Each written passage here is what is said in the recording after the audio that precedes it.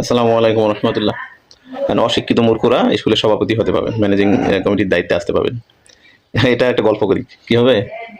আহ, আমি আমার জীবনে এনটিআরসিতে স্কুল পর্যায়ে কখনো আবেদন করিনি, কারণ আমার একটা টার্গেট ছিল, আমি যেন আল্লাহ কখনো যেন আমাকে অযোগ্য ব্যক্তির আন্ডারে যেন আমাকে চাকরি না করে।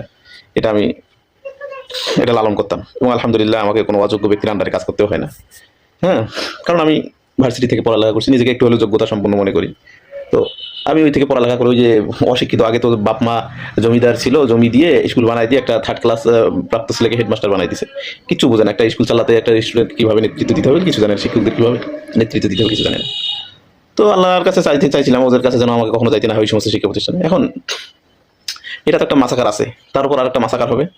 এখন এনটিআরসির মাধ্যমে অনেক উচ্চশিক্ষিত ছেলে মেয়ে এখন হাই স্কুলগুলোতে এখন যোগদান করে, এখন কলেজ হাই স্কুলগুলোতে যোগদান করে। তো এখন কি হবে?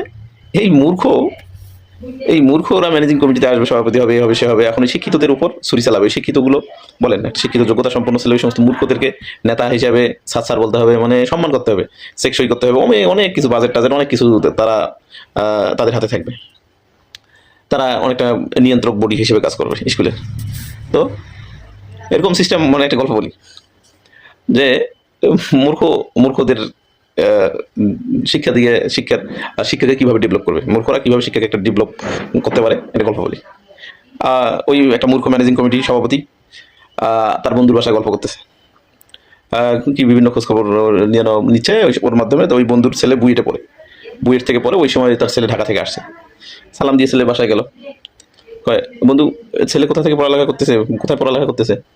কয় বন্ধু, ছেলেটা তো আমার পড়ালেখা শেষ করলো, এখন সে ভালো কিছু করার জন্য, ভালো চাকরি করার জন্য এখন চেষ্টা করতেছে, পড়তেছে।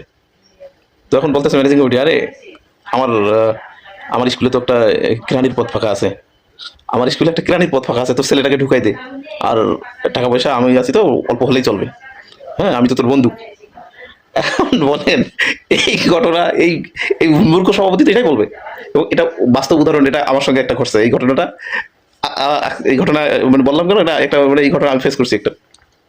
তো এই মূর্খ সভাপতি একটা বুয়েট পড়া স্টুডেন্টকে বলবে যে, বন্ধু, আমার ছেলে, তোমার ছেলেকে, আমি তো ম্যানেজিং কমিটির সভাপতি আছি, তোমার ছেলেকে ক্রানির পট্টা ফাঁকা আছে, ঢুকাই দাও, টাকা পয়সা অল্প হলেই হবে। তো বুয়েট পাশে ছেলে তো ওই পাশ থেকে শোনার পর একে খুন করবে না কি করবে, এটা তো মনে করেন একটা মানসিক একটা যন্ত্রণা, এ তো কিছু বলতেও পারতেছে না, বাবার বন্ধু। হ্যাঁ, তো এরকম অসংখ্য অযোগ্য ব্যক্তি এখন শিক্ষা খাতকে এভাবে উন্নয়ন করবে। হ্যাঁ, আফসোস লাগে যে শিক্ষামন্ত্রী দ্বারা আমরা অনেক আশা করছিলাম যে শিক্ষা খাতের উন্নয়ন হবে। তো এটা ম্যাসিভ লেভেলের একটা ধ্বংসাত্মক সিদ্ধান্ত, শিক্ষা খাতকে বাধাগ্রস্ত করবে। যোগ্য